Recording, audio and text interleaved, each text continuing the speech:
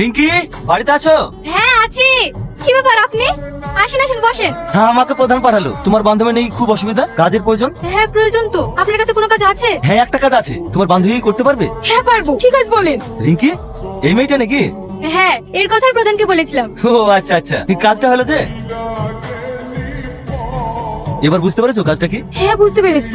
জানো মা, আমার ছেলে 4-5 দিন ধরে কিচ্ছু খায়নি। আমরা সবাই চেষ্টা করেও খাওয়াতে পারিনি। তুমি একটু চেষ্টা করে দেখো না, যদি খাওয়াতে পারো। ঠিক আছে খালা, আমি আমার মতো চেষ্টা করে দেখবো।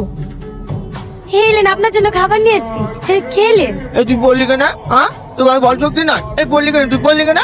কি হলো? খাবার নিয়ে এসেছি, খেলেন। ও আমি খাবো না। তুমি আইসা এই জানোয়ার, ছেড়ে আমাকে। ওসব বুকু থাকার। মা মা, তাড়াতাড়ি জামা কাপড় গুছিয়ে এখানে আর এক মুহূর্ত থাকবো না। কেন রে পরে কি হয়েছে? জানো মা, যাকে সুস্থ করতে এসেছে সে আর অন্য কেউ না, সেই জানোয়ারটা। এই